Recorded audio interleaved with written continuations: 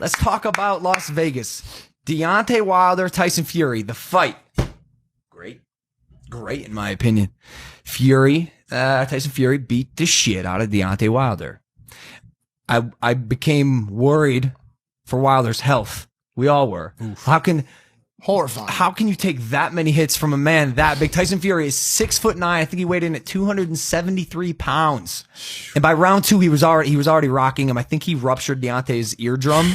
And then I think that's why he had trouble balancing and fighting back for the rest of the fight. But congrats, Tyson Fury. Deontay Wilder is no doubt a champion. That dude is an animal, a beast, one of the baddest men on the planet. The king. The king, yeah. Came out on a throne and left on a throne, bro. I mean, it was just... What? I would have said left in a casket. He got the shit kicked out of him. No, I was talking about, I was talking about oh. Fury. Yeah. Did they like bring a chair into the ring and walk him out? Almost. Coolest ring walk I've ever seen. Yeah, they carried him out on a fucking throne. On a fucking throne. Oh, actually? Yes. Oh, I didn't get to see that part. It was incredible. It was amazing, yeah. So a lot of stuff to unwrap from the fight. One of the biggest things that happened, so we were with Ryan Garcia, who, by the way, thought Deontay Wilder was going to win this fight.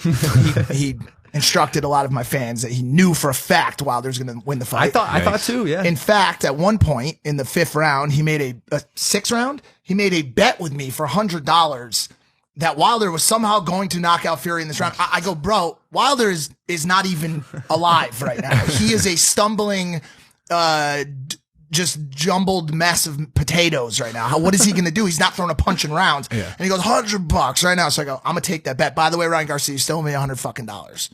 Before the fight, however, there was even more drama. So we get in there, and the fight prior to the Fury Deontay Wilder fight, it's a mess. The floor is loaded with people. There's people everywhere. No one's in their seats. It's Ryan Garcia, Logan, me. Garcia's standing on his chair, and I hear from behind us, "Hey, short stuff, sit the fuck down." And I'm like, oh shit, someone's yelling at Ryan Garcia. This probably won't end well. And he turns around and he goes, "Hey, buddy, watch your mouth." I don't know, maybe that's not how he talks, but he goes, "Hey, buddy, watch your mouth." And then Logan looks, and the guy goes, "Oh, what the fuck are you going to do about it?" So I start filming him. We're on the floor, That's a good idea. Las Vegas, fight night. Logan turns around again, and he goes to open his mouth, and I go, "Do you remember the scene in Casino where Joe Pesci and his brother got beaten to death in a cornfield? I need you to really think about what you're about to say, and more importantly, about who you're about to say it to. Meat hanging out the shirt, the big chain on. You motherfuckers." Yeah. I said, "Listen, we will not leave Las Vegas. Well, we won't leave. So as a note to people who get in fights, don't just worry about who you're fighting. Worry about who supports who you're fucking fighting." Like, I didn't want to have to make that call to our street team and be like, "Yo, I need you to call in a few favors because we're in bad shape right now." You really gotta choose your battles, and this was one of them. And this is the look I give to dudes who, when I back down, which happens like frequently because I'm not trying to like scuffle with people. Neither is Ryan Garcia, by the way. That kid is a standout young man. He goes quite the gentleman. He goes, "I said, watch your mouth." That's all I needed to say. I said what I needed to say. But this is how I looked at him when Mike pulled me off the ledge. I was like this. I was like, "You enjoy the fight, sir." Is that the you got lucky this time, or you got lucky? That's me just trying to terrified. like my pride. For 1 second, I'm trying not to like back down, but really like you guys won that. There's just so much testosterone in that like ring side area. When we were first going out to the seats too, I told, well, he saw it happen, but I was telling the guys before. I'm standing there talking to the lady from Fox. Shout out Fox Sports, ESPN for that group for bringing us out. We're standing there, I'm talking to her. "Thanks so much for the seats, blah blah." And I feel my body get lifted to the side, pushed, thrown. And I turn, and my first thought is to yell at the guy, "Don't you ever fucking put your hands on me." Like yelling at him, "Don't you ever fucking put your hands on me." And Jeff goes, yo, that's Leo's bodyguard. And I go, "I don't give a fuck who it is. Don't fucking..." And I kept going, and he's like, "Just calm down."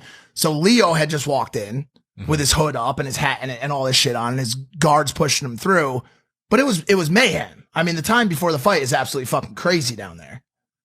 And then we went to the seats, and whatever happened after that, Tyson Fury beat the living shit out of Wilder. I would have bet on Deontay Wilder. I would have. I thought Tyson Fury was going to win, but I would have bet on Wilder. Why didn't you bet? I lost $6,000 playing blackjack. Oh. And you know what? It's crazy. I had this logic that if I just keep playing, eventually I'll win, right? Oh, totally. But it's just not coming to fruition. I think I've lost tens of thousands of dollars in Las Vegas. Just keep putting money in the machine, and it'll eventually you'll win. Bro, I'm starting to think that's flawed logic. He says it to the dealer. So we play blackjack all the time, and he always says it to the dealer, just like fucking around. He's like, see, you know why I don't lose, lady? That's what he says. He goes, because I know the rules of the casino. As long as you keep playing, you can't lose. You can't lose. And the lady, every time the lady looks at him and goes, what the fuck is wrong? She doesn't with know you, you're kid? kidding. No, she does. She didn't know he was kidding. But so we sit down. He takes out $3,000. We sit down. I took out, I don't know.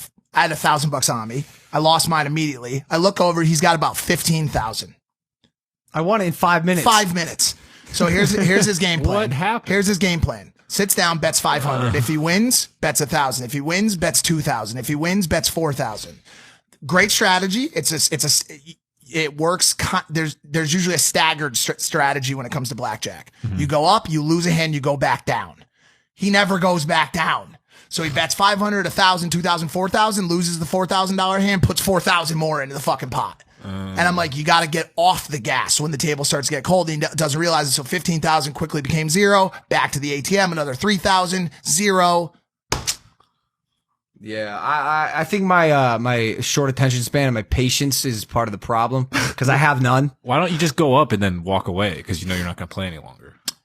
I only walk away from Italian gangsters who are threatening me at fights in MGM Arena. Well, what's the goal though? Like, are you just gonna keep betting and keep the goal winning? is to get fucking rich, man. Yeah, but are you gonna keep betting and then win like 30,000 and 60,000 Yeah. and 120? Yeah, it doesn't work like that, man. What? The house always wins. Mac, It use your can. brain. Use your brain. Yeah. If you put 15,000 down and you win, you get 30,000. And if you put 30,000 down and you win, you get 60,000. That's granted that you beat the game As long as you that's like keep trying playing. to make you lose the entire time. I just want to say for everyone who doesn't get this, is complete satire. Don't gamble and don't keep playing once you start losing. But if you gamble, just bring what you're comfortable losing, just a little bit of money. He goes nuts. And by the way, he's comfortable losing what he lost. For the most part, right? Nobody's comfortable losing a couple Oh, grand. so I lost $6,000 and I was like, it did suck. Yeah. It stung. And then I went to go withdraw more money.